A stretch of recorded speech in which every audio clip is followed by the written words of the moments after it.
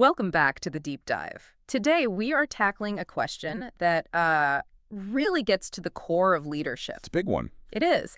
How is true leadership actually measured?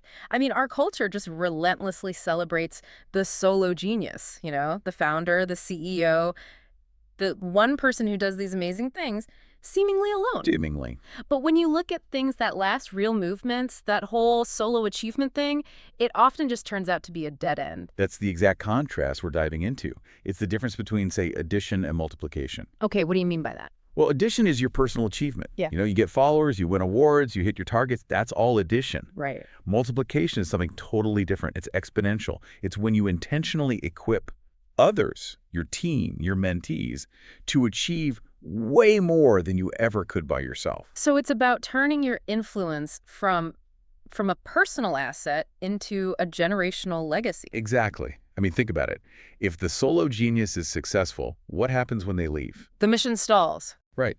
But if the multiplier is successful, the mission actually accelerates. Oh, And that's so urgent today with all the change and disruption happening. Because organizations that just rely on one person's charisma or skill, they're just fragile. They're incredibly fragile. Our sources are clear on this.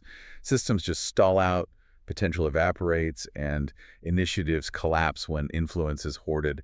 It creates a massive bottleneck right at the top. So our mission today is to pull out some actionable strategies from these timeless biblical models. Yeah, to show how this ancient wisdom is actually a very practical, very modern strategy for building anything that needs to last. Okay, so let's unpack this blueprint.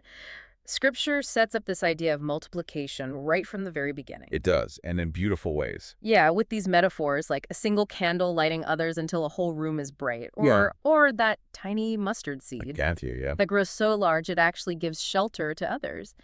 The idea seems to be that leadership is meant to spread. It's supposed to be like fire. It's fundamentally about stewardship of influence. The leaders we're looking at, they didn't see influence as a position to hold on to. Yeah. They saw it as a life force that was meant to be replicated. So let's start with the first model, Moses and Joshua. I mean, this is the foundational story of continuity, of a successful handover. It's a challenge every big company or ministry faces eventually. Absolutely. And think about what Moses' final act of leadership really was. Yeah.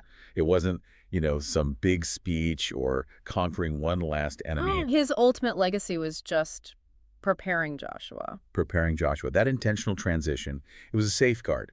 It was the only way to protect against disunity and compromise after he was gone. The only way the mission could continue. And in that relationship, there are, three really powerful lessons that I think apply directly to any manager today trying to train their successor. For sure. The first is what we could call intentional presence. Joshua didn't learn leadership from a manual or a conference. Right. He learned it by walking right beside Moses. He saw the decisions, the failures, the prayers, all of it, firsthand. Leadership is transferred through shared experience. That's basically the idea of shadowing in management, but the stakes are, incredibly high here. Oh yeah. He wasn't watching spreadsheets. He was watching life or death judgment calls in the middle of a crisis. And that leads to the second lesson. Which is incremental responsibility. Moses didn't just throw Joshua the keys on day one. He would have failed. Of course. He was entrusted with authority gradually, first as a servant, then a general. You build that competence and confidence in stages. If you skip that, you're setting your successor up to fail. And you're putting the whole organization at risk. Exactly. Okay, and the third point, public affirmation. That feels crucial for getting everyone else to buy in. How does a modern leader do that? How do you replicate Moses laying hands on Joshua? That is a great challenge. In a modern context, it means the leader has to publicly signal that legitimacy to the whole organization. So it's not a private conversation. No, not at all. It's promoting them visibly, it's including them in the big meetings, and this is critical, it's backing them up when they make their first big mistakes. That's key. It's an explicit endorsement that says, I trust this person and so should you. Without that, the successor is just constantly fighting for their authority. Okay, so that sets the stage for continuity. Now let's shift from Moses and Joshua to Paul and Timothy. This feels more focused on the replication chain itself. It is. Paul wasn't just mentoring one person. He was handing over the entire architectural blueprint for organizational survival. He explicitly defines the DNA of multiplication in 2 Timothy 2.2. Right, where he says to entrust what he heard to reliable people who will also be qualified to teach others. That's the principle. A trains B, who must be able to train C. So if B stops the chain, It's just addition. It's not multiplication. The metric isn't just, did Timothy learn? It's, did Timothy find reliable people to teach? and Paul combined that deep relationship with Right. written guidance, his letters. Exactly. That combination created a system that could last way beyond his own lifetime. He was building the system, not just filling a job opening. And then, of course, the ultimate model, Jesus and the disciples. 3 incredibly intensive, immersive years with just 12 people. That kind of investment. It seems almost impossible for leaders today. It's intense, but the principles are vital. First, modeling behavior. The disciples learned about character, integrity, prayer. Yeah. They learned it by watching him every single day, So leadership is caught, not just taught. especially moral leadership. You can teach someone a skill pretty quickly. Character, that takes observation over time. And the second part was the deliberate transfer of power. Yes, delegation with accountability. He empowered them to go act on their own, preaching, healing, but they were still accountable to him. And that trust involved real risk. He let them fail. Which is essential for building real confidence. And resilience. He wasn't using them as assistants. He was empowering them as fully responsible agents of the mission. Which leads to the final principle, sustainability. He wasn't just training them for a few years. He was preparing them to take the mission global, the Great Commission. It was designed for eternity, really. The scope of their training had to match the scope of their future responsibility. Okay, let's bring this into our world now. If we're going to adopt this mindset, the biggest hurdle isn't usually the skill, it's the key. It's the ego. So how do we reframe success? How do we make sure we're actually multiplying influence instead of just hoarding it and becoming the bottleneck? We have to fundamentally shift our definition of success to one of stewardship. Influence isn't a personal asset. It's not a possession. It's a divine trust. There's that verse in Luke. Luke 12:48.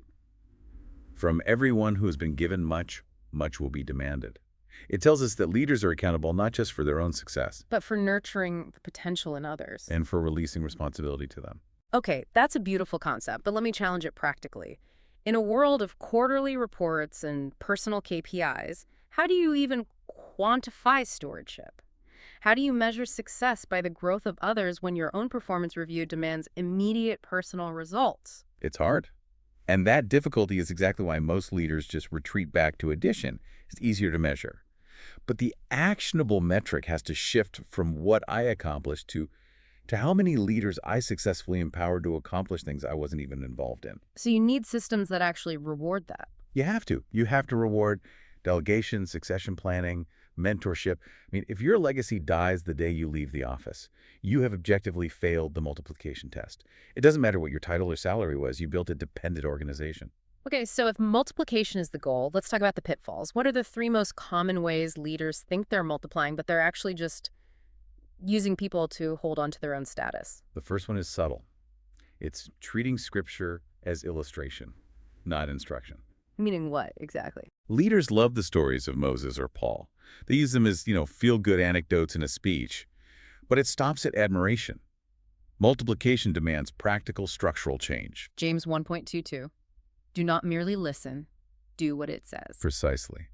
Admiration without action creates a very limited, non-replicable legacy. Okay, the second pitfall feels like it's endemic to our hyper-competitive culture. Overemphasis on personal achievement. This one is devastating. It's where the hoarding really shows up. You focus only on your personal title, your metrics. It's all addition. And it creates bottlenecks. Because leaders are afraid of being replaced. They're afraid of being replaced. They feel indispensable. So they don't delegate the big, high-visibility decisions because they worry their own value will go down. And that leads to micromanagement. Micromanagement, a failure to train successors, and crucially, a failure to document anything. Because undocumented knowledge is hoarded influence. Moses' greatest success wasn't entering the promised land himself. No. It was preparing Joshua so well that Joshua could do it without him. So the result of this pitfall is just burnout for the leader and total stagnation for everyone else. Absolutely. The leader becomes the single point of failure for the entire organization. And the third pitfall. This one is the easiest trap to fall into. It's the lack of intentionality. Multiplication will not happen by accident. It just won't. Without a plan, without structure, without follow-through, Any mentorship you do will be sporadic and shallow. So many places say they have a mentoring culture, but they offer no framework, no dedicated time, no accountability. And the next generation stays underdeveloped. Perpetually. Which brings us perfectly to the toolkit. How do we move from this kind of accidental effort to intentional strategic investment? We need a framework. Right, which the sources call the mentorship map. It's just a tool to help you visualize the flow of influence and give it some structure. Yeah. And the single most critical decision here is prioritizing depth over breadth. You can't multiply deeply if you're spread thin. You just can't. The practical guideline we see in successful models is to focus on investing deeply in just 1 to 3 mentees over a year. That's a small number. It's a small, manageable number that allows for the kind of deep relational trust and shared experience you need for real character formation. That's a huge commitment, which means you have to be really discerning in who you pick. So how do you choose those 1 to 3 people? What are the criteria? You look for 3 things. First is what the sources call spiritual receptivity, which in any leadership context just means coachability. Are they open to guidance, to correction, even when it's tough to hear? If they're not receptive, the investment is wasted. Totally wasted. Yeah. Second is leadership potential. You look for initiative, integrity, and a willingness to actually influence other people, even in small ways. And third, Relational trust. This is the foundation for everything else. You have to have a relationship where you can both be honest and vulnerable. As Proverbs says, iron sharpens iron. And that sharpening process requires trust. okay, so once you've identified those people, we get to the 4 steps of the map itself. Right. First, you identify your mentors, the roots. This is a step for you, the leader. For your own reflection. Yeah. Recognizing who shaped you. Like Moses learning from his father-in-law, Jethro. It anchors you in humility. You can't multiply something you haven't received yourself. Okay, that makes sense. Yeah, too. Second, list your current mentees. Your first fruits. This is just an accountability check. Are you really investing, or are you just having occasional coffee meetings? And third is looking forward. Map potential emerging leaders. The seedlings. This is about seeing potential before it's obvious. Like Paul seeing promise in Timothy. You identify people with the right attitude and initiative, even if their skills aren't fully there yet. And the fourth step, make sure this is an actual system, not just a list of names. Exactly. Define relational pathways. This is the structure. You specify the mode of transfer. Is it one-on-ones? Is it shadowing? Is it written guidance? And you specify the content. Are you working on skills or character or both? It makes the whole process intentional and sustainable. And tailored to what that person actually needs. And we see organizations today using this exact kind of cascading system. I mean, faith-based groups like the Acts 29 Network use rigorous mentoring for new pastors, and global NGOs like Compassion International, they have senior staff train mid-level managers who then mentor field volunteers. It guarantees the mission outlives any one person. That's the promise of multiplication realized. The math is just undeniable. 1 leader trains 3, and those 3 each train 3 more. In just a few cycles, you've compounded your influence across dozens, maybe hundreds of leaders. You're planting seeds for a harvest that will last long after you're gone. That's it. You're linking your intentional effort to that principle of sowing and reaping. Which brings us all the way back to that core question of legacy. It's about designing a system where influence multiplies, not one where it just maintains. It's the highest form of leadership maturity, I think. That willingness to invest in something you may never see finished. So here is our final provocative thought for you to chew on this week. If your leadership were a seed, are you planting it just to yield fruit for right now, for your own immediate fame and success? Or are you designing for a tree? A tree that will grow large enough to shelter and nourish generations of people you will never personally meet. That difference between temporary gain and enduring provision is the true measure of a lasting legacy.